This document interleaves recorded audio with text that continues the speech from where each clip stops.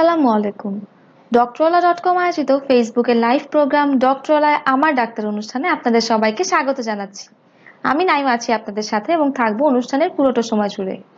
আমাদের আজকের বিষয় হচ্ছে গর্ভকালীন যত্ন, আর তাই আজ আমরা আমাদের সেটে আমন্ত্রণ জানিয়েছি প্রফেসর ডক্টর সেলিনা আক্তার ম্যাডামকে। তিনি প্রফেসর হিসেবে কর্মরত আছেন গাইনি ও প্রসূতি বিভাগ শহীদ মনসুর আলী মেডিকেল কলেজ ও হাসপাতালে। দর্শক, আপনারা চাইলে ম্যাডামের সাথে সরাসরি কথা বলতে পারেন এবং আপনাদের সমস্যাগুলো তুলে ধরতে পারেন, আর তার জন্য আপনাদেরকে ডায়াল করতে হবে আমাদের স্ক্রিনে দেওয়া এই নাম্বারটিতে। এছাড়াও আমাদের এই প্রোগ্রামটি, যেটি এখন ফেসবুকে লাইভে চলে গিয়েছে, সেখানে কমেন্টে গিয়ে আপনারা আপনাদের বয়স উল্লেখ করে আপনাদের সমস্যাটি লিখতে পারেন। আমরা চেষ্টা করব আপনাদের প্রশ্নগুলোর উত্তর জানাতে এবং আপনাদের সমস্যাগুলো নিয়ে আলোচনা করতে। আসসালামু আলাইকুম ম্যাডাম, কেমন আছেন? ভালো আছি, ধন্যবাদ তোমাকে। ধন্যবাদ ম্যাডাম আমাদের সেটে আসার জন্য।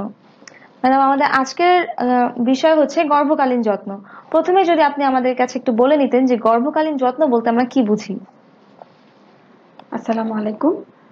গর্ভকালীন যত্ন বলতে বোঝায় যখন একজন মেয়ে গর্ভবতী হন, মানে প্রেগনেন্সি হয়, সেই সময়টা মানে পুরো প্রেগনেন্সির সময় যে 9 মাস ধরে প্রেগনেন্সি চলতে থাকে, সেই 9 মাস সময়ে বিভিন্ন মেয়াদে তাকে ফিজিক্যাল এক্সামিনেশন করা, ওষুধপত্র দেওয়া এবং সে তার জীবনযাপন কিভাবে করবে, তার খাওয়া দাওয়া কিভাবে হবে, কখন ভ্যাকসিনেশন নিবে এবং তার যে প্রেগনেন্সি চলমান সেখানে কোনো জটিলতা হচ্ছে কিনা, এই সব কিছু মিলিয়ে আমরা 9 মাস একটা মেয়েকে দেখি এবং অবজার্ভ করি। এই পুরো 9 মাসের যে কার্যকলাপগুলা, ওগুলাকে আমরা মানে কম্বাইন্ডলি বলে থাকি অ্যান্টিনেটাল চেকআপ অথবা গর্ভকালীন যত্ন। এর মধ্যে অনেক কিছুই আছে। জি ম্যাডাম। সবকিছু মিলেই গর্ভকালীন যত্ন। ম্যাম, গর্ভবতী হওয়ার আগে হাজবেন্ড এবং ওয়াইফের রিকোয়ারমেন্টস গুলা কি ম্যাডাম? আচ্ছা, গর্ভবতী হওয়ার আগে ওটা আসলে অন্য একটা টপিক, যেমন ওটাকে আমরা প্রি প্রেগনেন্সি বলে থাকি। প্রি প্রেগনেন্সি কন্ডিশনে আমরা এখন বলার চেষ্টা করি যে কিছু টেস্ট করে নেওয়ার জন্য, যেমন ওয়াইফের কিছু ক্রাইটেরিয়া থাকতে হবে, তারপর হাজবেন্ডের কিছু ক্রাইটেরিয়া থাকতে হবে, যে ক্রাইটেরিয়াগুলো থাকলেই হচ্ছে একটা মেয়ে গর্ভবতী হবে। তো বেশিরভাগ ক্ষেত্রে দেখা যায় যে প্রেগনেন্সি হওয়ার আগে আমরা তেমন কোনো ইনভেস্টিগেশনে যাই না। আসলে মোস্ট অফ দ্য প্রেগনেন্সি বলা যায় আনপ্ল্যান্ড বলা যায়, হ্যাঁ, মানে প্রিপারেশন না নিয়ে প্রেগনেন্সি হয়ে যায়। তো ইউজুয়ালি কনসিভ স্বাভাবিকভাবে হয়ে যায়, কিন্তু যখন একটা কাপল সহজে কনসিভ করতে পারে না, তখনই আমরা কিছু ইনভেস্টিগেশনে যাই এবং তখনই রিকোয়ারমেন্টগুলো বের হয়ে আসে। মোটামুটি সুস্বাস্থ্য থাকলে এবং মানসিক শারীরিক অবস্থা ভালো থাকলে যে কেউ প্রেগনেন্ট হতে পারে। এখানে আরেকটা ব্যাপার লক্ষণীয় যে মেয়েদের বয়সটা, হ্যাঁ, তো অনেকের তো একটু আর্লি ম্যারেজ হয়ে যায়, 18-19 বছরে বিয়ে হয়ে যায়। তো আমরা সেক্ষেত্রে বলে থাকি মেয়েদের বয়সটা যদি একটা বাচ্চা নেওয়ার আগে মানে কমপক্ষে 20 বছর হয় তাহলে ভালো হয়। কারণ আমরা মানে আমাদের মেডিকেল সায়েন্সে আমরা বলে থাকি যে একটা মেয়ের শারীরিক গঠন মানে পুরোপুরি কমপ্লিট হতে 20 বছর লেগে যায়। এই তার শারীরিক গঠনগুলা কমপ্লিট হওয়ার আগেই যদি সে একটা প্রেগনেন্সিতে ঢোকে, প্রেগনেন্সি তো একটা স্ট্রেস বলা যায় ইটসেলফ। প্লাস হচ্ছে যে যখন একটা মেয়ে প্রেগনেন্ট হয় তখন তার ভিতরে আরেকটা জীবন আস্তে আস্তে বাড়তে থাকে। তো সেই জীবনটার বাড়ার জন্য, সেই বাচ্চাটা পরিপূর্ণ হওয়ার জন্য যা যা রিকোয়ারমেন্ট, নিউট্রিশন সবকিছুই তো সে মায়ের কাছ থেকে পায় না। তো সেই মেয়েটার যদি তার শারীরিক গঠন পুরোপুরি না হয় এবং তার মধ্যে যদি তখন একটা বাচ্চা আসে, তখন অনেক ধরনের কমপ্লিকেশন দেখা যায়। সেজন্য বাচ্চা নেওয়ার আগে আমরা বলি মেয়েরা যেন 20 বছর হয়ে যায়, তাহলে বাচ্চাটা নিলে বাচ্চাটাও সুস্থ হবে, ওই সময়টাতে মা বাচ্চা দুজনেই সুস্থ থাকবে। তারপর ডেলিভারির অনেক কমপ্লিকেশন আছে আমাদের দেশে। তো আমাদের ডেভেলপিং কান্ট্রি ম্যাটারনাল মর্টালিটি অনেক বেশি। মর্টালিটি ছাড়াও অসুস্থতা হয়, যেগুলো হচ্ছে প্রেগনেন্সি, ডেলিভারি কমপ্লিকেটেড, অথবা ওই ডেলিভারির সময় কিছু জটিলতা থেকে সারা জীবন ভুগতে থাকে। তো এই সমস্যাগুলো যদি আমি অ্যাভয়েড করতে চাই, সেক্ষেত্রে সবচেয়ে ভালো হয় বয়সটা মেইনটেইন করে প্রেগনেন্সির আগে কিছু কিছু ব্যাপার লক্ষ্য করা, কিছু টেস্ট করা, ফিটনেস আছে কিনা ডাক্তারের কাছে জানা, তারপর প্রেগনেন্ট হওয়া। কি কি স্ক্রিনিং টেস্ট করা লাগতে পারে প্রেগনেন্সির আগে ছেলে এবং মেয়ে উভয়ের জন্য? স্ক্রিনিং টেস্ট বলতে আমরা আসলে যে স্বাস্থ্য পরীক্ষা যেটা সেটাই বলে থাকি। তো প্রথম আমরা রক্তের অবস্থাটা দেখি, যেমন হেমোগ্লোবিন এর পরিমাণটা দেখতে চাই। কারণ আমাদের এই কন্টিনেন্টে, আমাদের বাংলাদেশে এবং ডেভেলপিং কান্ট্রিতে দেখা যায় যে 70 থেকে 80% মেয়ে আসলে রক্তশূন্যতা থাকে। তো রক্তশূন্যতা এমন একটা অবস্থা যে এই রক্তশূন্যতা নিয়ে যদি কোনো মেয়ে প্রেগন্যান্সিতে যায় সেটা আরো প্রকট হয়ে দেখা দেয়, কারণ তার ভিতর যে একটা জীবন বাড়তে থাকে, একটা বাচ্চা বাড়তে থাকে, বাচ্চা যে খাবারটা পাচ্ছে সেটা কিন্তু মায়ের রক্ত থেকে পাচ্ছে। তো মায়ের যদি রক্তশূন্যতা থাকে তাহলে যে অনাগত বাচ্চা সেও কিন্তু খাবার কম পাবে। সেক্ষেত্রে রক্তের হেমোগ্লোবিনটা দেখে নেওয়া খুব জরুরি। তারপরে শরীরে কোনো ইনফেকশন আছে কিনা সেটা দেখে নেওয়া জরুরি। ইনফেকশন বলতে আমি বোঝাচ্ছি যেটা প্রস্রাবে ইনফেকশন থাকতে পারে, রক্তের ইনফেকশন যেমন হেপাটাইটিস থাকতে পারে, hepatitis B virus, C virus থাকতে পারে, দাঁতের কোনো ইনফেকশন থাকতে পারে, সেটা দেখিয়ে দিতে হবে। তারপরে আরো কিছু হরমোনাল সমস্যা থাকতে পারে, যেমন অনেকের থাইরয়েডের সমস্যা থাকে, তারপর অনেকে ডায়াবেটিস তো এখন মানে অনেক বেড়ে গেছে, প্রেশারের সমস্যা থাকতে পারে। তারপরে অনেকের রক্তের আরো কিছু সমস্যা আছে, যেমন থ্যালাসেমিয়া আছে, সিকেল সেল অ্যানিমিয়া আছে, এই জিনিসগুলো দেখতে হবে। এখন আমরা যেটাতে খুব বেশি জোর দিচ্ছি হেমোগ্লোবিন ইলেকট্রোফোরেসিস। এটা হচ্ছে যে এখন থ্যালাসেমিয়া খুব বেশি হয়। থ্যালাসেমিয়া হচ্ছে এমন একটা অসুখ যে অসুখে একটা বাচ্চাকে প্রতি মাসে এমনকি 15-20 দিন পর পর রক্ত দিতে হয়। সেজন্য আমরা প্রেগনেন্সিতে ঢোকার আগে ছেলে এবং মেয়ে দুজনেরই থ্যালাসেমিয়া আছে কিনা সেটা পরীক্ষা করে নিই। এছাড়া ডায়াবেটিস আছে কিনা সেটাও তো দেখে নিই। এই মোটামুটি এই টেস্ট গুলা করে যদি আমরা দেখি যে না সে মোটামুটি সুস্থ আছে, তাহলে আমরা তাকে বলি যে ঠিক আছে নিতে পারবেন। ম্যাম অনেকেই জানতে চায় যে হাজবেন্ড এবং ওয়াইফের যদি সেম ব্লাড গ্রুপ হয় সেই ক্ষেত্রে কি বাচ্চা নিতে কোনো সমস্যা হয় কিনা?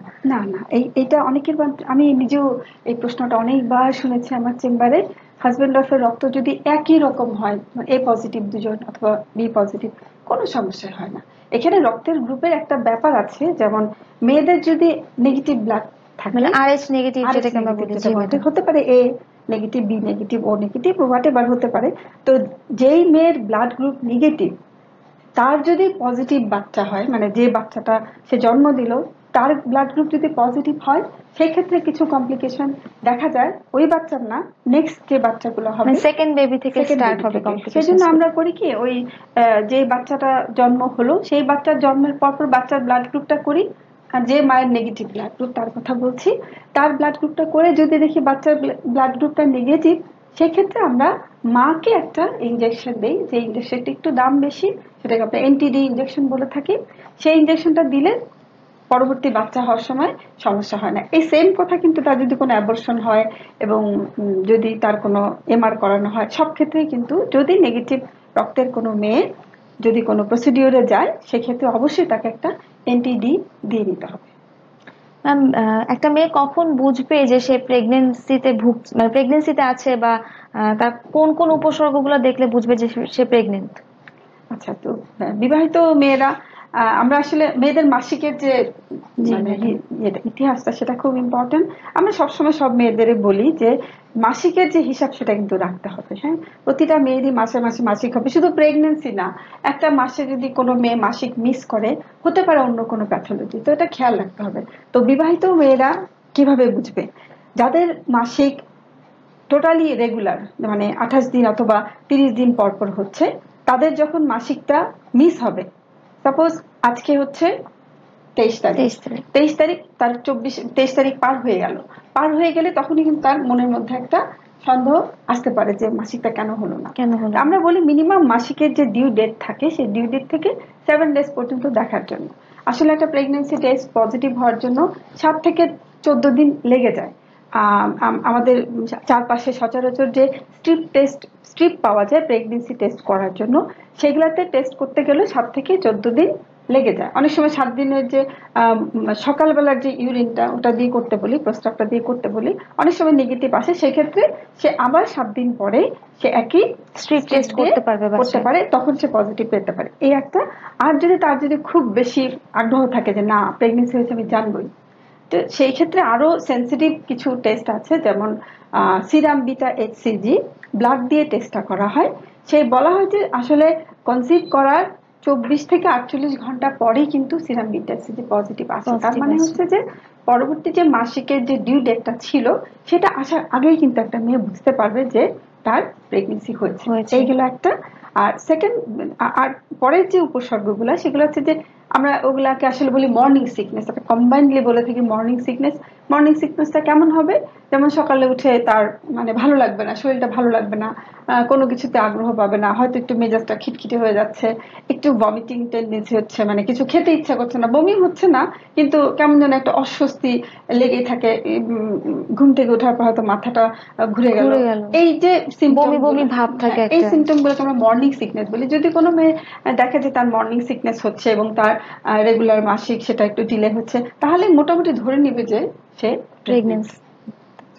জি ম্যাডাম। ম্যাডাম কোনো নির্দিষ্ট সময় আছে নাকি যে গর্ভকালীন সময়ে যে তাকে তার সেই সময়টাতে ডাক্তারের কাছে যেতে হবে বা তাকে ভিজিটে যেতে হবে বা তার নিজে কি অবস্থায় আছে সেটা দেখতে হবে? আচ্ছা, নির্দিষ্ট সময় বলতে আমরা এখন যেটা বলি যে কোনো মেয়ে যখন টের পাবে যে সে কনসিভ করেছে অথবা প্রেগনেন্সি হয়েছে তার, তখনই ডাক্তারের কাছে যেতে হবে। হ্যাঁ, কারণ হচ্ছে যে প্রেগনেন্সি তো আমরা বলি যে মানুষ জন্মাবে, একটা মেয়ে বড় হবে, পরিণত সূত্রে আবদ্ধ হবে এবং একসময় তার সে বাচ্চার মা হবে, এটাই তো স্বাভাবিক একটা ঘটনা। তো এই স্বাভাবিক জিনিসগুলোর মধ্যেও ছন্দপতন অনেক সময় ঘটে। ছন্দপতন বলতে আমি বোঝাতে চাচ্ছি যে এই প্রেগনেন্সিটা আমরা বলি যে ইউটেরাসের মধ্যে না হয়ে অনেক সময় টিউবে হতে পারে, যেটাকে আমরা টিউবাল প্রেগনেন্সি বলি। তো এই টিউবাল একটোপিক প্রেগনেন্সি বলি। তো সেই একটোপিক প্রেগনেন্সি গুলো কিন্তু 6 থেকে 8 সপ্তাহের মধ্যেই ধরা পড়ে এবং যখন ধরা পড়ে তখন কিন্তু রোগীর অবস্থা মানে খুব শঙ্কার মধ্যে থাকে। এই জন্য যখনই কেউ বুঝতে পারবেন যে আপনারা কনসিভ করেছেন, মাসিক আপনাদের একটু দেরি হচ্ছে, তখনই কিন্তু আপনাদের আশেপাশে যে ডাক্তার থাকেন, গাইনি বিশেষজ্ঞ থাকেন, তাদের সাথে চেম্বারে দেখা করুন এবং ওনারা যেভাবে আপনাকে উপদেশ দিবে, তারপরে কিছু টেস্ট হয়তো দিবে, সেভাবে করে প্রথমে নিশ্চিন্ত হয়ে নিন যে আপনি প্রেগনেন্ট আছেন এবং আপনার শারীরিক কোনো সমস্যা নেই, এবং তারা তারপর যে মেডিকেশন গুলো দেয় সেভাবে সেটা ফলো করতে হবে এবং যেই শিডিউলটা আপনাকে করে দিবে অ্যান্টিনেটাল চেকআপ অথবা আমরা বলে থাকি গর্ভকালীন চেকআপের জন্য, সেই চেকআপটা ফলো করতে হবে। মানে অ্যান্টিনেটাল ভিজিট গুলোতে যাকে যেতে হবে, ভিজিট গুলো যেতে হবে। যদি তার কোনো সমস্যা থাকে ভিজিটের ফ্রিকোয়েন্সি গুলো চেঞ্জ করা যায়, এটা ডিপেন্ড করে, সবার জন্য তো একরকম না, এক এক রোগীর জন্য এক এক রকম, সেটা সেই রোগী এবং সেই ডাক্তারের মধ্যেই সেটা শিডিউল হবে আর কি। ম্যাম এই অ্যান্টিনেটাল চেকআপটার অবজেক্টিভস মানে উদ্দেশ্যগুলো কি ম্যাডাম? খুব ভালো প্রশ্ন। অ্যান্টিনেটাল চেকআপের উদ্দেশ্য কি? কারণ হচ্ছে যে আমি আমি নিজেও মেডিকেল কলেজে আছি, তো ওখানে আমাকে সব রকমের পেশেন্ট দেখতে হয়।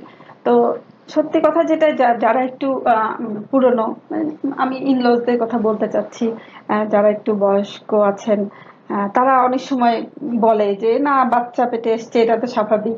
আসলেই তো, মানে প্রেগনেন্সি তো এটা কোনো অসুখ না, প্যাথোলজিক্যাল কিছু না, এটা সম্পূর্ণ ফিজিওলজিক্যাল ব্যাপার। একটা মেয়ে প্রেগনেন্ট হবে, তার বাচ্চা হবে, এটাই স্বাভাবিক।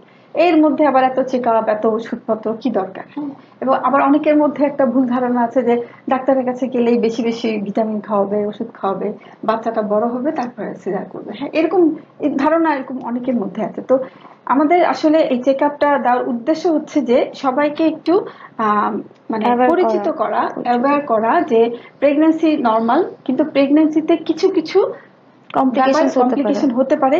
কমপ্লিকেশন গুলা কি সেগুলা তাদেরকে আগে থেকে বোঝানো, এবং এই কমপ্লিকেশন গুলা হলে তারা তখন কোথায় যাবে। দেখা গেল যে এক্লামশিয়া নামে একটা অসুখ আছে যেটা প্রেগনেন্সিতে হয়, ডেলিভারির সময় হয়, তারপরেও হয়। এটা খুবই মারাত্মক একটা কন্ডিশন, যে কন্ডিশনে আমরা যদি সেই মাকে তখন যথার্থ চিকিৎসা না দিই, সেই মা এবং বাচ্চা দুজনকে আমরা হারাতে পারি। তো সেই সব ক্ষেত্রে আমরা রোগীর যারা আছেন ফ্যামিলিতে, তার স্বামী, তার শাশুড়ি, সবাইকে আমরা বুঝিয়ে দিই যে এই সমস্যাগুলো হলে আপনারা এখানে যাবেন এবং কি দরকার, মানে বারবার ডাক্তারের কাছে আসা, ভিটামিন খাওয়ার কি দরকার, সেই দরকারগুলা বুঝিয়ে বলতে হবে। হ্যাঁ, আর যে কমপ্লিকেশন গুলা প্রেগনেন্সিতে হয় সেটা তো প্রেগনেন্ট মেয়েটা বুঝতে পারে না, বুঝতে পারবে কারা? তার আশেপাশে যারা আছে তারা বুঝতে। তারপরে খাওয়া দাওয়ার ব্যাপারগুলো বুঝিয়ে দিতে হবে যে কি খাবে, কোন ধরনের খাবার ওদের খাওয়াতে হবে। তারপর আমরা বলে থাকি যে বিশ্রামের ব্যাপারটা বলে থাকি যে একটা মাকে 8 ঘন্টা রাতে ঘুমাতে হবে আর 2 ঘন্টা দিনের বেলা শুয়ে থাকতে হবে। বলি না ঘুমানোর কথা, তো 2 ঘন্টা দুপুরবেলা শুয়ে বিশ্রাম নিতে হবে। এখন এই যে দুপুরে 2 ঘন্টা শুয়ে বিশ্রাম নাও অনেক ফ্যামিলিতে অ্যালাউ করতে নাও পারে। হ্যাঁ, তো এই জিনিসগুলা বলা, মানে মোট কথা হচ্ছে অ্যান্টিনেটাল অথবা গর্ভকালীন যে চেকআপ গুলো আমরা দিচ্ছি, উদ্দেশ্য হচ্ছে যে মেয়েটা প্রেগনেন্সিতে যাচ্ছে তাকে একটু কমফোর্টেবল করা, তার প্রেগনেন্সিতে কোনো জটিলতা হচ্ছে কিনা সেগুলো অবজার্ভ করা, খেয়াল করে তাকে সেভাবে সাহায্য করা, তার কিছু নির্দিষ্ট পরপর তার কিছু রক্তের পরীক্ষা করা, সে তার অ্যানিমিয়া রক্তশূন্যতা হচ্ছে কিনা, তার কোনো হরমোনাল সমস্যা হচ্ছে কিনা, তার প্রেশার বেড়ে যাচ্ছে কিনা সেগুলো দেখা এবং সেই মতো তাকে চিকিৎসা করা। এবং সবচেয়ে সবচেয়ে জরুরি ব্যাপার যেটা, তার ডেলিভারি প্ল্যান করা। সব ডেলিভারি যে হসপিটালে করতে হবে এমন কোনো কথা নেই। আমাদের দেশে এখন পর্যন্ত 71%-এরও বেশি ডেলিভারি বাড়িতে হচ্ছে। তো বাড়িতে হোক, অসুবিধা নাই, কোনো হেলথ সেন্টারও হতে পারে। তো ডেলিভারির সময় কি কি করতে হবে সেই জিনিসগুলো আমরা বলে দিই। যেমন ডেলিভারির যে মানে যে ডেট থাকে ডেলিভারি, সেই ডেলিভারির সময়গুলাতে একটা গাড়ির ব্যবস্থা রাখা। আমরা বলি যে অল্প অল্প করে পয়সা জমানো, হ্যাঁ, কারণ ডেলিভারির সময় রক্তক্ষরণ হতে পারে, তখন রক্ত তো হঠাৎ করে অনেকগুলো টাকা লেগে যেতে পারে, অনেক টাকা লেগে যায়, 1 নাম্বার। 2 নাম্বার হচ্ছে যে অনেক সময় একই ব্লাড গ্রুপ খুঁজে পাওয়া খুবই কষ্ট। সেজন্য আমরা এই কথাগুলো বলে দিই যে ওর ব্লাড ফোন কল আসছে, আমরা ফোন কলটি নিয়ে আসছি। আসসালামু আলাইকুম, ডক্টর আলাই আমার ডাক্তার থেকে বলছি। ডাক্তার শুনতে পাচ্ছেন? দর্শক আপনার প্রশ্নটি করুন। হ্যালো, জি ডাক্তার শুনতে পাচ্ছেন? জি, আমার নাম মেহনাজ, আমার এজ 28। তো আমার এর আগে একটা প্রিভিয়াস মিসক্যারেজের হিস্ট্রি আছে। আমার ছিল আপনার পিসিওএস এর একদম 100% সিমটমটিক ছিল এরকম না, কিন্তু পিরিয়ড ইরেগুলার ছিল। আমি আবার ওয়েট ম্যানেজমেন্ট করার পর সেটা ঠিক হয়ে গেছে। তো তারপর আমি কনসিভ করি উইদাউট এনি মেডিকেশন। এখন তারপর আপনার ওই মিসক্যারেজটা হওয়ার পর আবার 8 মাস পরে নর্মালি আমি কনসিভ করি। তো এখন ঠিক এই মুহূর্তে 6 উইকের পর থেকে, এখন আমার 14 উইকস চলছে, তো 6 উইকের পর থেকেই আমার ব্রাউন স্পটিং হচ্ছে। আমি আমার ডক্টরকে বলেছি, তো উনি আমাকে দেননি কোনো। হ্যালো, হ্যাঁ শুনতে পাচ্ছি মেহনাজ, আপনি বলেন। জি, আচ্ছা, উনি মেডিকেশন দেননি,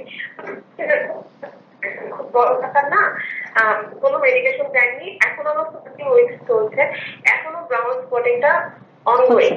আর হচ্ছে আপনার আমি 13 উইকসেও করেছি ইউএসজি।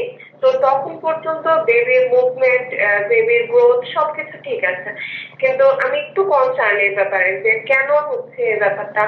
আর মানে এরকম এর আগেও তো আমার আসলে মিসক্যারেজ হয়েছে, আমি আসলে এটা নিয়ে একটু টেনশন আছে। আচ্ছা, কি হতে পারে এটা, ডায়াগনোসিস কি হতে পারে? আচ্ছা মেহনাজ, আমি আপনার কথা শুনলাম। আপনার আগের যে অ্যাবর্শনটা হয়েছিল সেটা কত সপ্তাহে হয়েছিল?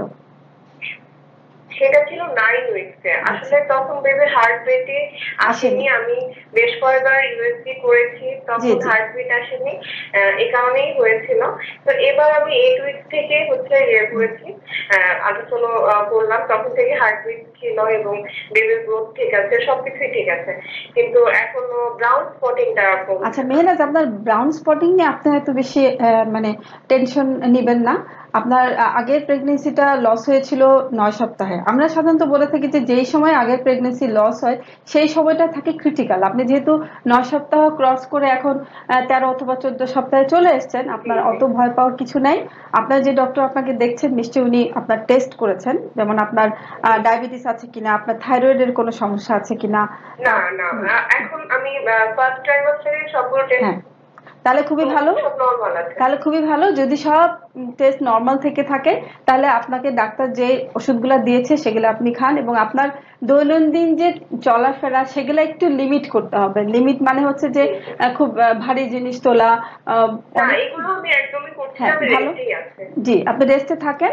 আর ভারী জিনিস তোলা, অতিরিক্ত উত্তেজিত হওয়া, রেগে যাওয়া, হ্যাঁ এগুলা অ্যাভয়েড করেন। আর ডাক্তার যেভাবে আপনাকে বলছে আপনার শিডিউলটা হয়তো একটু উনি ঘন ঘন দিবেন, আপনার যেহেতু একটু আগের প্রেগনেন্সিতে সমস্যা ছিল, সেভাবে আপনি ফলো করুন এবং যখন যে টেস্টগুলো দেয় সেভাবে আপনি করুন। ইনশাআল্লাহ আপনার এই প্রেগনেন্সিটা শেষ পর্যন্ত যাবে এবং আপনি আপনার ফুটফুটে বাচ্চার মুখ দেখবেন ইনশাআল্লাহ। ভালো থাকবেন। ধন্যবাদ দর্শক। ম্যাডাম আমাদের ফেসবুকে কমেন্ট আসছে, আমরা কমেন্টে নিয়ে আসছি। ম্যাম রেহনুমা তাবাসসুম স্নিগ্ধা লিখেছেন ওনার 5 মাসের প্রেগনেন্সি চলছে, ওনার টিটি টিকা নেওয়া আছে, উনি কি অন্য কোনো ভিন্ন টিকা ওনাকে নিতে হবে নাকি ম্যাডাম, এটা নিয়ে উনি জানতে চাচ্ছিলেন। স্নিগ্ধা, আপনার 5 মাস হয়ে গেছে। 5 মাসে প্রেগনেন্সিতে আমরা সাধারণত একটা টিকা নিতেই বলি, সেটা হচ্ছে টিটানাসের টিকা, যেটা আপনি অলরেডি নিয়ে ফেলেছেন। তো অন্য কোনো টিকা যেগুলা খুব বেশি দরকার না হলে আমরা দেই না। যেমন মানে প্রেগন্যান্সিতে টিটেনাসের টিকা দেওয়া যায়, হেপাটাইটিসের টিকাও দেওয়া যায়, কিন্তু হেপাটাইটিসের টিকা খুব বেশি দরকার না হলে আমরা দেই না। যেমন কারো যদি হাজব্যান্ড পজিটিভ থাকে সেক্ষেত্রে আমরা আগে দিয়ে ফেলতে চাই। তো আপনার যেহেতু ওরকম কোনো মানে অবস্থা অথবা কমপ্লিকেশন কোনোটাই নাই, আপনার জন্য ওই টিটেনাসের টিকাটাই শুধু প্রেগন্যান্সিতেই রিকমেন্ডেড, আর কিছু দেওয়া লাগবে না। ভালো থাকেন হ্যাঁ। একটা ফোন কল এসেছে, কেটে গেছে, সরি ম্যাডাম। এরপরে ফাতেমা মৌ লিখেছেন, ওনার বয়স 23 বছর, ওনার 28 উইক্সের প্রেগনেন্সি চলছে। হঠাৎ করে লাস্ট 12 দিন ধরে ওনার পানি যাচ্ছে। উনি জানতে চাচ্ছিলেন যে উনি এখন কি করতে পারেন। আচ্ছা মৌ, আপনার 28 সপ্তাহ চলছে, আপনার পানি যাচ্ছে। এখন আপনার কাছে আমার যেটা জানার বিষয় ছিল যে আপনার প্রেগনেন্সির প্রথম দিকে ডায়াবেটিসের চেক আপটা করা হয়েছিল কিনা, আপনার প্রস্রাবের যন্ত্রণা আছে কিনা, এবং আপনার যে পানিটা যাচ্ছে সেটা কি আপনি যখন দাঁড়াচ্ছেন তখন পা বেয়ে বেয়ে করছে কিনা, এই জিনিসগুলো জানার দরকার ছিল। তো যাই হোক, এই 28 সপ্তাহে পানি যাওয়ার যে ব্যাপারটা, সেটা কিছু কিছু ঘটনা হতে পারে। একটা হতে পারে যে অনেক সময় প্রেগনেন্সিতে মানে এমনি এমনি ইউরিন মানে প্রস্রাব ঝরে যায় এমনি এমনি, হ্যাঁ, কোনো কারণ থাকে না, এটা প্রেগনেন্সির জন্যই হয়, তো সেটা হতে পারে। আর 2 নম্বর হতে পারে যে কিছু ভ্যাজাইনাল ইনফেকশন আছে যেটাকে আমরা মোনেলিয়াসিস বলি, ক্যান্ডিডিয়াসিস, সেই ইনফেকশন অথবা প্রদাহ হলে সিক্রেশনটা খুব বেশি বেড়ে যায়, সেটা অনেক সময় অনেক রোগী নোটিস করে যে পানি ভাঙছে। 3 নম্বর হচ্ছে আপনার রিয়েলি পানি হয়তো ভেঙেছে, সেটা দেখতে হবে, পরীক্ষা নিরীক্ষা ছাড়া বোঝা যায় না। আর এছাড়াও ডায়াবেটিসের জন্য হতে পারে। তো এই 4-5টা জিনিস আপনার আছে কিনা সেটা খেয়াল করতে হবে। আমার যেটা আপনার মানে মৌ আপনার প্রতি যেটা আমার অ্যাডভাইস থাকবে যে আপনি নিশ্চয়ই কাউকে দেখাচ্ছেন, আপনি অবশ্যই আজকে অথবা কালকের মধ্যে চেম্বারে তার সাথে কথা বলুন এবং তাকে দিয়ে আপনি শারীরিক পরীক্ষা করান, এবং হয়তো এর সাথে উনি একটা আলট্রাসোনোগ্রাফিও দিতে পারেন। তো মানে মোটামুটি নিশ্চিত হওয়া যে আপনার পানি ভাঙছে কিনা। যদি পানি ভাঙে তাহলে চিকিৎসা একরকম হবে, আর যে প্রদাহ অথবা ইনফেকশন গুলোর কথা বললাম সেগুলো সাময়িক, সেগুলো ওষুধ দিলেই ঠিক হয়ে যাবে, এত ঘাবড়ানোর কিছু নাই। ভালো থাকবেন। আমাদের ফোন কল এসেছে। আসসালামু আলাইকুম, ডক্টর আলাই আমার ডাক্তার থেকে বলছি। ডাক্তার শুনতে পাচ্ছেন? দর্শক আপনার প্রশ্নটি করুন। হ্যাঁ, আসসালামু আলাইকুম। জি ডাক্তার শুনতে পাচ্ছেন। আচ্ছা, আমার ওয়াইফের 38 উইকস চলে, ঠিক আছে? জি হ্যালো, আমি শুনতে পাচ্ছি, আপনি বলুন। 38 উইকস চলে, হ্যাঁ।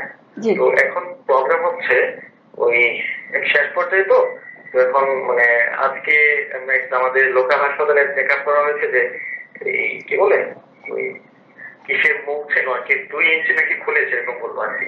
আচ্ছা। তো এখন এই সিচুয়েশনে একটা ট্যাবলেট খাওয়াইছিল কি কালকে রাতে এবং আজকে সকালবেলা একটা ট্যাবলেট খেলে নাকি ব্যথাটা হয়। হ্যাঁ, তো এখন মানে কি করা যেতে পারে আর কি? আপনার এটা কি প্রথম বাচ্চা ভাই, দ্বিতীয় বাচ্চা? প্রথম বাচ্চা আপনার, এটা কি প্রথম বাচ্চা? আপনার ওয়াইফ কি? প্রথম বাচ্চা, আমার ওয়াইফ 19 বছর বয়স আর কি। আচ্ছা, তো আপনি এখানে আমাকে একটা কথা বলেছেন যে আপনি লোকাল একটা হসপিটালে নিয়েছেন, ওরা বলেছে যে 2 ইঞ্চি খুলেছে। তার মানে হচ্ছে আপনার ওয়াইফের হয়তো ডেলিভারি ব্যথাটা শুরু হয়ে যাবে, খুব শীঘ্রই শুরু হয়ে যাবে, কারণ জ্বরের মুখ খোলা শুরু করেছে। হ্যাঁ, তো 2 ইঞ্চি খুলেছে বলতে 2 আঙ্গুল খুলেছে। হ্যাঁ, 2 আঙ্গুল খোলা মানে কিন্তু অনেক, আমরা বলি 3.5 সেন্টিমিটার, মানে আমার বাচ্চার ওয়েট হচ্ছে 3.7, মানে 3.5 কেজির উপরে আর কি। আচ্ছা, আপনার ওয়াইফের উচ্চতা কেমন, মানে উনি লম্বা অথবা ওনার ওজন কত? ওজন হচ্ছে প্রায় 90 কেজি আর কি, 89 কেজি।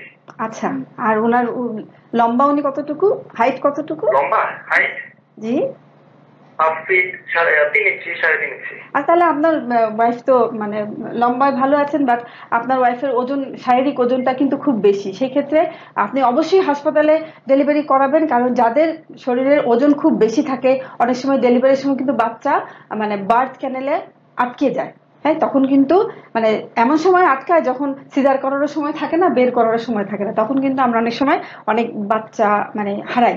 তো আমার রিকোয়েস্ট আপনার প্রতি, আপনার ওয়াইফকে নিয়ে অবশ্যই খুবই তাড়াতাড়ি আজকের সন্ধ্যার মধ্যে আপনি কোনো একটা হসপিটালে ভর্তি হয়ে যান, এবং যে গাইনোকোলজিস্ট দেখছেন উনি অবশ্যই তার মানে উনি আপনার ওয়াইফকে সেরকম ভাবে চিকিৎসা দিবেন। ঠিক মানে আছে 88 কেজি, এটা মানে এই সিচুয়েশনে হাসপাতালে ভর্তি হতে বেটার মনে করছেন? হ্যাঁ হ্যাঁ, হাসপাতালে ভর্তি হতে হবে, কারণ তার জ্বরের মুখ 2 ইঞ্চি খুলেছে, আপনি নিজেই বলেছেন। তো 2 ইঞ্চি খোলা মানে ওনার ডেলিভারি পেইন খুব তাড়াতাড়ি শুরু হয়ে যাবে। আর যেহেতু উনি প্রথমবার মা হচ্ছেন, হ্যাঁ সবকিছু কিন্তু বলছে যে ডেলিভারি পেইন আজকে রাতেই শুরু হয়ে যাবে। নরমাল হওয়ার মতো মানে পসিবিলিটি কতটুকু বলবে? আমরা প্রথম বাচ্চাতে নর্মাল হওয়ার পসিবিলিটি বলি 50-50, আমরা 100% কখনোই বলি না। ওনার একটা মেয়ে যখন প্রেগনেন্ট হয় তখন অনেকগুলা প্যারামিটার্স থাকে, যেমন উনি টোটাল কত কেজি ওজন গেইন করেছেন। উনি যদি 20 থেকে 25 কেজি ওয়েট গেইন করে থাকেন এই প্রেগনেন্সিতে, তাহলে একরকম ম্যানেজমেন্ট। যদি উনি 8 থেকে 10 কেজি ওয়েট গেইন করেন তাহলে একরকম। ওনার অ্যাডিশনাল যেমন ডায়াবেটিস আছে কিনা, প্রেশার আছে কিনা, রক্তশূন্যতা আছে কিনা, এবং ওনার যে মানে বার্থ ক্যানেল পেলভিস বলে থাকি আমরা, পেলভিস এডুকেট কিনা, মানে স্পেসটা ঠিক আছে কিনা, সবকিছু কিন্তু দেখতে হয়। এখন আপনি যে ডক্টরের কাছে আছেন সেই হয়তো দেখতে পারবে, আমি তো আর দেখতে পাচ্ছি না। তো আপনি ওনার কাছে গেলে উনি আপনাকে একটা অ্যাসেসমেন্ট করবে, আমরা বলি এটা টোটাল অ্যাসেসমেন্ট করে, এবং বাচ্চার কিছু কন্ডিশন দেখবে, আমরা বাচ্চার হার্টের অবস্থা দেখি, মানে তারপরে পানি কতটুকু আছে সবকিছু দেখে তারপরে আমরা একটা ডিসিশন দেই যে এই বাচ্চাটা নর্মাল হবে অথবা এই বাচ্চাটা নর্মাল হবে না। অনেক কিছুর উপর ডিপেন্ড করে। আচ্ছা, বাচ্চা নর্মাল হবে কি হবে না এটা কিন্তু দুইটা জিনিসের উপরে ডিপেন্ড করে, মায়ের কন্ডিশন এবং বাচ্চার কন্ডিশন। দুইটা কন্ডিশনে ভালো থাকতে হয়। হ্যাঁ, মা যদি ভালো থাকে, বাচ্চা যদি খারাপ হয়ে যায় তাহলেও নর্মাল হবে না। আবার বাচ্চা যদি ভালো থাকে, মায়ের যদি কষ্ট হতে থাকে তাহলেও কিন্তু নর্মাল হবে না। দুজনকে সুস্থ রেখে আমাকে কিন্তু একটা ডেলিভারি করতে হবে। আমার উদ্দেশ্য হচ্ছে ডেলিভারির সময় আমি একটা সুস্থ মা পাবো, সুস্থ বাচ্চা পাবো। এছাড়া কিন্তু আমি নর্মাল ডেলিভারি অথবা যেটাই করি না অ্যালাউ করবো না, আমাকে দুজনের স্বাস্থ্যই দেখতে হবে। আপনি ভালো থাকেন, আপনার ওয়াইফকে নিয়ে আপনি খুব তাড়াতাড়ি হসপিটালে চলে যান। ধন্যবাদ দর্শক। ম্যাডাম, এরপর নুসরাত ফারজানা লিখেছেন যে প্রেগনেন্সিতে কয়টা আলট্রাসোনোগ্রাম করা উচিত এবং কোন উইকে প্রথম আলট্রাসোনোগ্রামটা করা যেতে পারে? আচ্ছা, প্রেগনেন্সিতে কয়টা আলট্রাসোনোগ্রাম করা উচিত এটা একদম কনক্রিট কোনো ডিসিশন কিন্তু নাই, এটা ডিপেন্ড করে। তবে সাধারণত আমরা যেটা করি যেটা হচ্ছে যে প্রথম যে মানে কোনো মেয়ে যখন বুঝতে পারে যে সে প্রেগনেন্ট হয়েছে অথবা তার পিরিয়ড মিস হয়েছে তখন একটা আলট্রাসাউন্ড করা উচিত। প্রথম সেটা হচ্ছে 12 সপ্তাহের মধ্যে। তারপরে আমরা সেকেন্ড যে আলট্রাসাউন্ডটা করে থাকি সেটা আমরা বলে থাকি যে 20 থেকে 22 সপ্তাহের মধ্যে করার জন্য। সেটা একটা স্পেশাল নাম আছে, ওটা আমরা বলি অ্যানোমালি স্ক্যান। অ্যানোমালি স্ক্যান মানে হচ্ছে যে বাচ্চার ডিটেল স্টাডি করা, বাচ্চার অঙ্গ প্রত্যঙ্গ গুলো ঠিক আছে কিনা, তার ভিতরে যে লিভার নরমাল আছে কিনা, মানে সবকিছু নরমাল আছে কিনা, গ্রোথ ঠিক আছে কিনা, তার বডির সব প্রপোর্শন ঠিক আছে কিনা, মানে মোট কথা স্ট্রাকচারাল অ্যানোমালি আমরা দেখি যে সব ঠিক আছে কিনা। ফাংশনাল কিন্তু বুঝতে পারি না, আমরা স্ট্রাকচারাল বুঝতে পারি, ওইটা দেখি। জন্মগত কোনো সমস্যা হবে নাকি বাচ্চাটার, ওইটা বোঝা যায়। ওটা হচ্ছে আমরা 20 থেকে 22 সপ্তাহের মধ্যে করতে বলি। তারপরে একদম ডেলিভারির সময় যখন হয়ে যায় 36 অথবা 38 উইকস, যখন একটা মানে মেয়ে ক্রস করে তখন আমরা একটা আল্ট্রাসাউন্ড করতে বলি। হ্যাঁ, আর এছাড়া যদি আমি মনে করি সাপোজ আমার কাছে আজকে একটা প্রেগনেন্ট মা এসছে, আমার মনে হলো যে তার বাচ্চার গ্রোথটা ঠিক বেশি হচ্ছে না, ছোট মনে হচ্ছে, অথবা মনে হলো যে যতটুকু হওয়া উচিত তার চেয়ে বেশি হয়েছে অথবা কম হয়েছে, যেটাই হোক না কেন, তখন আমি ভেরিফাই করার জন্য সেটা করি। কিছু কন্ডিশন আছে যেমন আইইউজিআর, মানে বাচ্চা ঠিক মতো মায়ের পেটে বড় হচ্ছে না, সেই ক্ষেত্রে কিন্তু আমি মাসে মাসে আল্ট্রাসাউন্ড দিতে পারি, কারণ আমাকে দেখতে হবে যে গ্রোথটা ঠিক হচ্ছে কিনা। কারণ যদি ঠিক না হয় আমাকে সেভাবে এফোর্ট দিতে হবে। আর গ্রোথ যদি ঠিক না হয় সেক্ষেত্রে বাচ্চার কোনো সমস্যা আছে কিনা সেটা আমাকে চিন্তা করতে হবে। মায়ের এটা তো ম্যাডাম বাচ্চার মানে গর্ভে থাকাকালীনই তার গ্রোথে কোনো রিটার্ডেশন বা কমে যাচ্ছে কিনা বা কোনো সমস্যা হচ্ছে কিনা। তারপর আরো কিছু ব্যাপার আছে, যেমন পানি বেশি পানি কম হয়ে যাওয়া, সেইটা অবজার্ভ করার জন্য আমাকে মাসে মাসে আল্ট্রাসাউন্ড করতে হতে পারে, এমনকি 15 দিন পর পর আমাকে আল্ট্রাসাউন্ড করতে হতে পারে। মাঝপথে আমি হয়তো ইন্টারাকশন করতেই পারি, আমার প্ল্যান থেকে ডানে বায়ে আমি সরতেই পারি। হ্যাঁ, সেটা সেই জন্য বলছি যে প্রেগনেন্সিতে তেমন কোনো কনক্রিট কোনো ইয়ে নাই, স্ট্রাকচার নাই যে এতটাই করতে হবে, 3টা অথবা 4টা এরকম করতে হবে, কোনো কনক্রিট কোনো ডিসিশন নাই। এটা ডিপেন্ড করে একটা রোগীর উপর, মায়ের কন্ডিশনের উপর ডিপেন্ড করবে যে কতবার করতে হবে। আমাদের একটা ফোন কল এসেছে। আসসালামু আলাইকুম, ডক্টর আলাই আমার ডাক্তার থেকে বলছি। ডাক্তার শুনতে পাচ্ছেন? দর্শক আপনার প্রশ্নটি করুন। হ্যালো, জি ডাক্তার শুনতে পাচ্ছেন? জি আপু, আমি একটু ওনার সাথে কথা বলতে চাই। আমার কাছে আপনি বলুন, আমি শুনতে পাচ্ছি। হ্যাঁ ম্যাডাম, আমি মিসেস রিনা বলছি। হ্যাঁ, আমি রিনা বলছি, আমার বয়স 28 বছর। রিনা, আমি শুনতে পাচ্ছি, আপনি বলেন। দর্শক, আপনার মিডিয়ার ভলিউমটা একটু কমিয়ে দিন আপনার ফেসবুকে, তাহলে আমাদের জন্য শুনতে সুবিধা হবে। হ্যাঁ ম্যাডাম। হ্যাঁ রিনা বলেন, আমি শুনতে পাচ্ছি। হ্যাঁ বলছি, আমার বয়স 28 বছর, আমার প্রথম বাচ্চা মেয়ে। ওর বয়স 7 চলছে। পরে ওর বয়স যখন 2.5 বছর, তখন আমি আবার কনসেপ্ট করি। সেই বাচ্চাটা আসতে আপনার প্রিম্যাচিউর হয়। এই লাস্টে বাচ্চাটি ঢোকার পরে বাচ্চাটা আসতে সিজার করলে 4 দিন থেকে মারা যায়। আচ্ছা। পরে ম্যাডাম আমি আবার কনসেপ্ট করি। কনসেপ্ট করলে 1 বছর পরে আছে ওই বাচ্চা, 1 বছর পরে আবার কনসেপ্ট করলে 6.5 মাস থেকে আপনার পানি ভালো। জি। প্রচুর পানি যায় ম্যাডাম। পানি রেখে ওইটাও আসতে মিস করে যায়। পরে এখন আমি আবার কনসেপ্ট করছি। জি। এখন কতদিন চলছে? এখানে 9 সপ্তাহ। আচ্ছা, এখন 9 সপ্তাহ চলছে। আপনার যেহেতু আগে দুটা বাচ্চা আমি মানে 6 মাস আর 7 মাসে এরকম প্রিমেচুরলি নষ্ট হয়েছে, তার মানে আপনার জরায়ুর মুখে হয়তো কোনো সমস্যা আছে। মানে আমরা একটা কন্ডিশন হয় যেটাকে আমরা বলি সার্ভাইকাল ইনকম্পিটেন্স, মানে জরায়ুর মুখটা খোলা থাকে, যার জন্য হয় কি যখন প্রেগনেন্সি 6 মাস অথবা 7 মাসের মধ্যে চলে যায়, তখন যে মানে বাচ্চার চারপাশে যে পানি থাকে, সে পানিটা হঠাৎ করে ব্রেক হয়ে বাচ্চাটা বের হয়ে যায়, এটাকে আমরা বলি সার্ভাইকাল ইনকম্পিটেন্স। আপনি অবশ্যই কাউকে দেখাচ্ছেন, যদি নাও দেখিয়ে থাকেন আপনি একজন অভিজ্ঞ গাইনোকোলজিস্টকে দেখান, এবং আপনার জরায়ুর মুখে একটা সেলাই দেওয়ার প্রয়োজনীয়তা আমি মনে করছি আছে। হ্যাঁ, কারণ আপনার যে ইতিহাস আপনি বললেন, সেই ইতিহাস থেকে আমার মনে হচ্ছে যে আপনার জরায়ুর মুখে যদি আমরা সেলাই করে দেই, তাহলে এই বাচ্চাটা হয়তো মানে সেভ করা যাবে। আপনি খুব তাড়াতাড়ি একজন গাইনোকোলজিস্টের সাথে দেখা করুন। রিনা, আপনি ভালো থাকুন। ধন্যবাদ দর্শক। ম্যাডাম, এরপর ফাতেমা মৌ লিখেছেন। ম্যাডাম, আমাদের একটা ফোন করে নিয়ে আসছি। আসসালামু আলাইকুম, ডক্টর আলা আমার ডাক্তার থেকে বলছি। ডাক্তার শুনতে পাচ্ছেন? দর্শক, আপনার প্রশ্নটি করুন। হ্যালো। হ্যালো। জি ডাক্তার, শুনতে পাচ্ছেন? হ্যালো। আমি গত নভেম্বর মাসে আমার প্রেগনেন্ট হই আর কি। তো আমার সবকিছু নর্মাল ছিল, আমার কোনো ডায়াবেটিস ছিল না, আমার প্রেশার সব নর্মাল, ওয়েট সবকিছু নর্মাল ছিল। তো যেটা হয় যে 5 মাস পরে আমি প্রেগনেন্সিটা হারাই। 5 মাস পরে হচ্ছে আমার একদিন রাতের বেলা হঠাৎ করে লেবার পেইন উঠে, আর দেন হচ্ছে মানে একটু ব্লাডের মতো বের হয়, এবং প্রায় 3 দিন পর হচ্ছে আমার বাচ্চাটা, বেবিটা আর কি এক্সপায়ার করে। বেবিটা ডেলিভারি হয় নর্মালি, তো পরে আর তাকে বাঁচানো যায়নি। যেটা হয়েছে যে আমার তো সবকিছুই একেবারে নর্মাল ছিল, কোনো ডায়াবেটিস বা প্রেশার বা কোনো ধরনের জটিলতা ডাক্তার কখনো বলেনি যে কোনো ধরনের প্রবলেম আছে। তবে একটা বিষয় ছিল, যেটা হচ্ছে যে আমি 3 বার ইউরিন টেস্ট করেছি আমার এই ফুল 5 মাস প্রেগনেন্সিতে। 3 বারই আমার ইউরিনের মধ্যে ব্লাড আর প্রোটিন পাওয়া গেছে। তো এটা কি আমার প্রেগনেন্সিতে কোনো ইফেক্ট করেছে কিনা, আর দেন হচ্ছে যে আমি নেক্সট প্রেগনেন্সি নেওয়ার ক্ষেত্রে আমার কি ধরনের কোনো ঝুঁকি আবার আছে কিনা, আমি এই ধরনের সিমিলার সিচুয়েশনকে আবার ফেস করবো কিনা, এই বিষয়টি আমি জানতে চাচ্ছি। আচ্ছা, আপনার ঘটনাটা দুঃখজনক, আমি দুঃখ প্রকাশ করছি।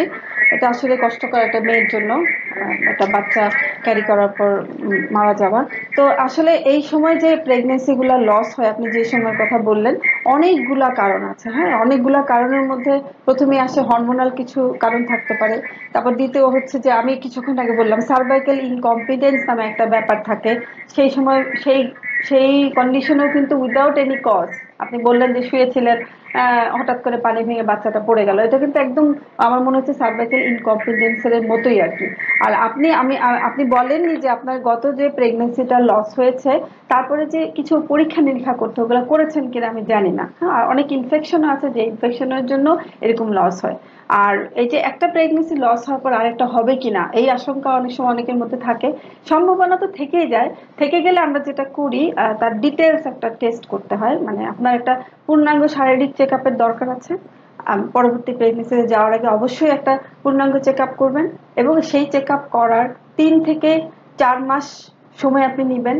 কারণ কিছু প্রিনেটাল ভাইটামিনস আছে, কিছু ইনফেকশনের ট্রিটমেন্ট আছে, সেই ট্রিটমেন্টগুলো নিয়ে আপনি ফিট আছেন কিনা সেটা দেখে নিতে হবে। আপনার রক্তের হিমোগ্লোবিন ঠিক আছে কিনা, আপনার হরমোন ঠিক আছে কিনা, আপনার ডায়াবেটিস আছে কিনা, এবং আপনি যেটা বললেন যে হ্যাঁ, ইউরিন টেস্ট করার সময় আপনি রেড আরবিসি পেয়েছেন এবং প্রোটিন পেয়েছেন, এটাও কিন্তু একটা ডিজিজের সংকেত দেয় যে আপনার কিডনি ঠিক আছে কিনা। হ্যাঁ, অথবা প্রেগনেন্সিতে কিছু কিডনির সমস্যা দেখা দেয়, কিছু প্রেশারের কন্ডিশন আছে, যেই কন্ডিশনে এই ফাইন্ডিংস গুলো পাওয়া যায়। তো সেই জন্যই বলছি যে আপনি আগামী প্রেগনেন্সি নেওয়ার আগে অবশ্যই একজন অভিজ্ঞ ডক্টরের সাথে দেখা করুন, দেখা করে আপনি আপনার একটা পূর্ণাঙ্গ চেক আপ করান, চেক আপ করানোর পরে তার নির্দেশ মতো আপনি পরবর্তী প্রেগনেন্সি যান, ইনশাল্লাহ আপনার পরবর্তী প্রেগনেন্সি সম্পূর্ণ হবে। ম্যাম এরপর ফাতেমা মৌ লিখেছেন ওনার 29 উইকস এর প্রেগনেন্সি চলছে, উনি এখন ওনার লাস্ট 10 দিন ধরে পানি যাচ্ছে, পানি যাওয়ার 2 দিন পর উনি আলট্রাসোনোগ্রাম করিয়েছিলেন, তখন ওয়াটার লেভেল ঠিক ছিল, এখন উনি রেস্টে আছে, বাট শুয়ে থাকলে আর রাতে অনেক পানি যাচ্ছে, উনি জানতে চাচ্ছিলেন যে এখন উনি কি করতে পারেন। আচ্ছা, আপনার যে পানি যাচ্ছে যেহেতু বললেন যে ওয়াটার লেভেল ঠিক আছে কিন্তু পানি যাচ্ছে, আমি কিছুক্ষণ আগে একটা প্রশ্নের উত্তর দিচ্ছিলাম যে এই সময় যদি পানি যায় কি কি কন্ডিশন হতে পারে। আমি জানি না সেই কন্ডিশন গুলা আপনার মধ্যে আছে কিনা, অথবা আপনি যাকে দেখাচ্ছেন সে মানে এক্সক্লুড করেছে কিনা, নিশ্চয়ই করে থাকবে। যদি সত্যি সত্যি পানি যেয়ে থাকে, মানে যেটা বাচ্চার চারপাশে যে পানিটা থাকে সেটা যদি এই সময় যেয়ে থাকে, তাহলে তার চিকিৎসা তো একটাই, শুয়ে থাকা। হ্যাঁ, শুয়ে থেকে জাস্ট অবজার্ভ করা, আপনাকে হাঁটাহাঁটি করা যাবে না, শুধুমাত্র টয়লেট ফ্যাসিলিটির জন্য আপনাকে উঠতে হবে, এছাড়া আপনি বিছানা থেকে উঠতে পারবেন না। ইনফেকশন থাকলে সেটা ট্রিটমেন্ট করতে হবে এবং প্রতি সপ্তাহে সপ্তাহে আপনাকে কিছু টেস্ট করতে হবে দেখার জন্য, যেহেতু পানি একটু যাচ্ছে কোনো ইনফেকশন হচ্ছে কিনা, বাচ্চার গ্রোথটা কেমন হচ্ছে, আপনার শরীরে কোনো ইনফেকশনের কোনো সাইন হচ্ছে কিনা, এই সব কিন্তু দেখতে হবে। হ্যাঁ, দেখে সেভাবেই চলতে হবে। তবে আমি যেটা বলতে পারি আপনাকে যে আপনার অবস্থাটা একটু জটিল, একটু কমপ্লিকেটেড, আপনি অবশ্যই একজন অভিজ্ঞ ডক্টরের আন্ডারে থাকবেন এবং তার সাথে পরামর্শ করে নিয়মিত একটা যোগাযোগ রাখবেন, এবং বাকি সময় যেটা আছে আপনার প্রেগনেন্সি সেইভাবে আপনি থাকতে হবে। এবং এমনও হয় দরকার হলে আপনাকে হসপিটালে ভর্তি থাকতে হবে, কারণ বাসায় কিন্তু আসলে বিশ্রাম হয় না। আমরা যদিও বলি বাসায় বিশ্রামে থাকা যায়, কিন্তু আসলে হয় না। আমরা এমনও অনেক রোগী আমরা চিকিৎসা করি যাকে 3 মাস 4 মাস আমরা হসপিটালে শুয়ে রাখি কেন? চিকিৎসার জন্য। তো সেরকম যদি কন্ডিশন আপনার হয়, আপনাকে সেভাবেই চিকিৎসা নিতে হবে। ভালো থাকুন। এরপর শামীম আহমেদ লিখেছেন ওনার ওয়াইফের বয়স 36 বছর, তাদের 5 বছরের একটা বেবি আছে, লাস্ট 8 মাস ধরে ওনারা নর্মালি ট্রাই করছেন, বাট 10 ওনার ওয়াইফের মানে ওনার ওয়াইফের লাস্ট 10 থেকে 20 দিন ধরে পিরিয়ড চলছে এবং একটু একটু করে হচ্ছে, ওনার ওয়াইফ কনসিভ করছে না, উনি এখন কি করতে পারেন?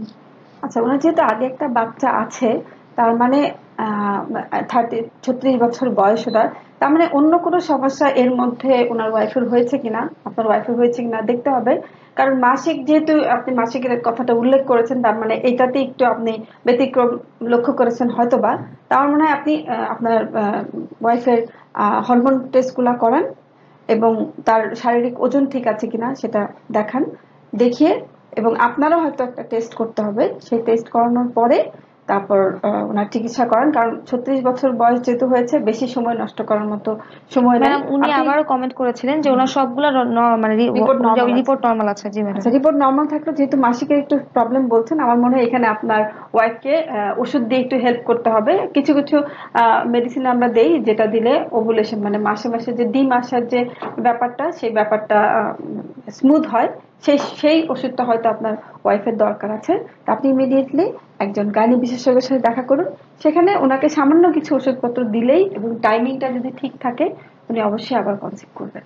ম্যাম, টাইমিংটা নিয়ে যদি একটু আমাদেরকে কিছু বলতেন যে কোন সময়টাতে আসলে ফার্টিলাইজেশনের জন্য মানে বেস্ট টাইম ম্যাডাম? আচ্ছা, ওই টাইমিং বলতে আমি যেটা বোঝাচ্ছি যে মেয়েদের তো 30 দিনে মাসিক হয়, একটা সাইকেল চলে। তো মাসিক যেদিন শুরু হচ্ছে সেটা হচ্ছে মাসিকের প্রথম দিন। মাসিকের প্রথম থেকে 10 পর্যন্ত যদি আমি কাউন্ট করি, প্রথম 10 দিন, সেই 10 দিনে মেয়েরা সাধারণত কনসিভ করে না। তারপরে 11তম দিন থেকে 20তম দিন পর্যন্ত যে 10 দিন, সেই 10 দিন হচ্ছে আমরা বলি গোল্ডেন টাইম। যারা বাচ্চা নিতে চায় তাদের জন্য গোল্ডেন টাইম। সেই সময়টাতে যাতে হাজবেন্ড ওয়াইফ একসাথে থাকা হয় সেটা খেয়াল করতে হবে। এবং তারপর আবার 21তম দিন থেকে বাকি যে মানে পরবর্তী মাসিকের যে সময়টা, সেই সময়টা তো কনসিভ করে না। এই টাইমিংটা যদি মেনটেন করা হয়, তাহলে 2 থেকে 3 মাস মেনটেন করলেই ধরে নেওয়া যায় যে সুস্থ যারা আছেন, মোটামুটি হরমোন অথবা অন্য সবকিছু যদি ঠিক থাকে, অবশ্যই কনসিভ করবেন। ম্যাম, গর্ভকালীন সময়ে কি কি টিকা দেওয়া উচিত? গর্ভকালীন সময় আমরা একটা টিকাই রিকমেন্ড করি, সেটা হচ্ছে যে টিটেনাসের টিকা। আর প্রয়োজন আমি কিছুক্ষণ আগে বলছিলাম যে খুব বেশি দরকার না হলে আমরা অন্য টিকাগুলো দেই না, যেমন হেপাটাইটিসের টিকা ওটা আমরা দেই না অন্য টিকা দরকার না হলে।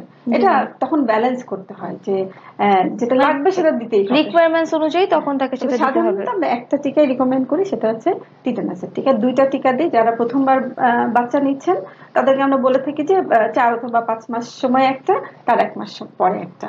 আর যারা সেকেন্ড টাইম প্রেগন্যান্ট হন দ্বিতীয় বাচ্চার সময় একটা টিকা দিলেই যথেষ্ট। আমাদের ফোন কল এসেছে। আসসালামু আলাইকুম, ডক্টর আলাই আমার ডাক্তার থেকে বলছি। ডাক্তার শুনতে পাচ্ছেন? দর্শক আপনার প্রশ্নটি করুন। হ্যালো। জি হ্যালো। জি ডাক্তার শুনতে পাচ্ছেন, আপনার প্রশ্নটি করুন। জি ম্যাডামের সাথে একটু আলাপ করতাম। হ্যাঁ আমি শুনতে পাচ্ছি, আপনি বলুন। আমি শুনতে পাচ্ছি, জি আপনি বলুন। আপনার ফেসবুকের ভলিউমটি একটু কমিয়ে দিন, তাহলে আমাদের জন্য শুনতে সুবিধা হবে।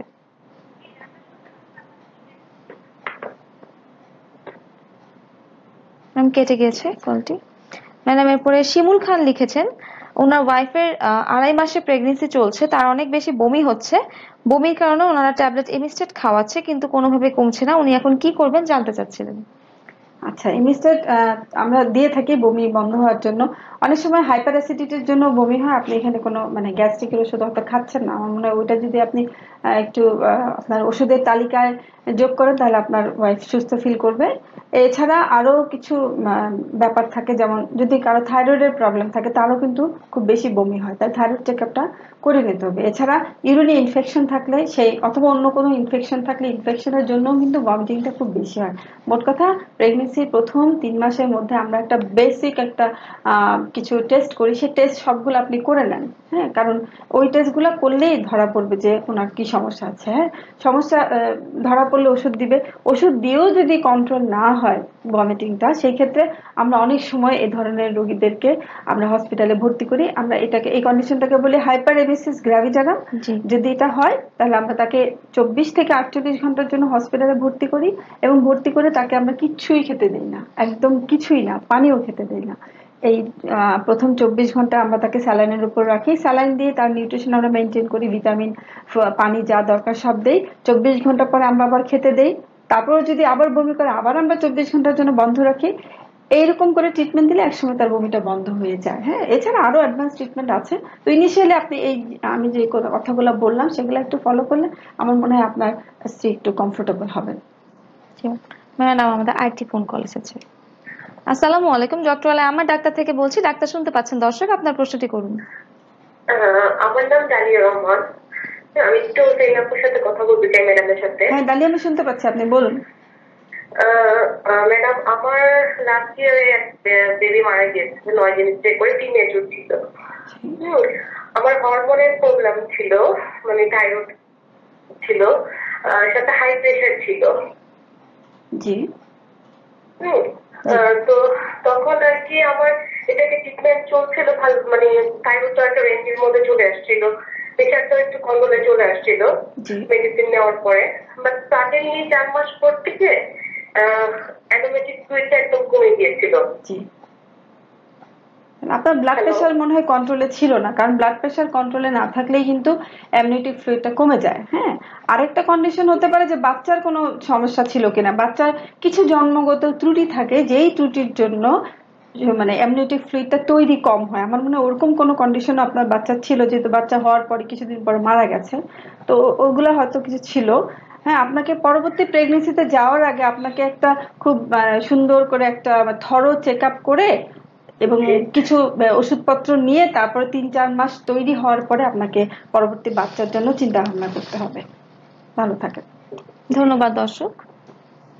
ম্যাডাম এরপর আবিদা নাসরিন লিখেছেন, ওনার বয়স 27 বছর এবং ওনার 27 উইকস প্রেগনেন্সি চলছে।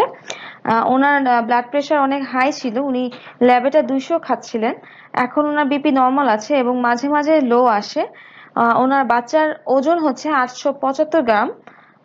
আরো 20 দিন আগে এটা এসেছিল, এটা কি কম নাকি উনি জানতে চাচ্ছিলেন। এবং 27 সপ্তাহ যদি হয় তাহলে 800 ঠিক আছে, এই ওজন ঠিক আছে। জি ম্যাডাম, এরপর উনি বলছিলেন যে ম্যাডাম এখন উনি কি বিপির মেডিসিন খাবেন নাকি? হ্যাঁ, ব্লাড প্রেশার মেডিসিন মেডিসিন অবশ্যই খেতে হবে, কারণ আপনার যে ব্লাড প্রেশার এখন কন্ট্রোল আছে সেটা কিন্তু ওষুধ খেয়ে কন্ট্রোল আছে। এবং আপনি আজকে যে ওষুধ খাচ্ছেন ব্লাড প্রেশারের জন্য, কালকে কিন্তু তার রিকোয়ারমেন্ট আরো বেড়ে যাবে। হ্যাঁ, আপনাকে কিন্তু খুব ক্লোজ মনিটরিং এ থাকতে হবে। যে ডক্টর আপনাকে দেখছেন, আমার মনে হয় আপনাকে বলেছেন যে খুব ফ্রিকোয়েন্ট ভিজিট তাকে করতে হবে, কারণ ব্লাড প্রেশারের মেডিসিনের রিকোয়ারমেন্ট গ্র্যাজুয়ালি বাড়তেই থাকে, এটা কমার কোনো মেডিসিন না। আর বাদ দেওয়ার তো প্রশ্নই ওঠে না। আপনাকে ব্লাড প্রেশার কন্ট্রোলে রাখতে হবে। ব্লাড প্রেশার কন্ট্রোলে না রাখলেই আপনার সমস্যা হবে, বাচ্চারও সমস্যা হবে, আপনারও সমস্যা হবে। ভালো থাকে। ম্যাডাম, অনেকেই জানতে চাচ্ছিলেন যে প্রথম বাচ্চাটা যদি সিজার হয়ে থাকে তাহলে কি পরে তারা নর্মাল বাচ্চা নিতে পারবেন কিনা? প্রথম বাচ্চা সিজার, পরের বাচ্চা নর্মাল, এটা একটা জটিল কোশ্চেন, জটিল একটা অবস্থা। এটা আসলে ডিপেন্ড করে মানে এই কন্ডিশনটাকে আমরা বলি ভিভেড, মানে সিজারিয়ানের পরে নর্মাল ডেলিভারি হওয়া।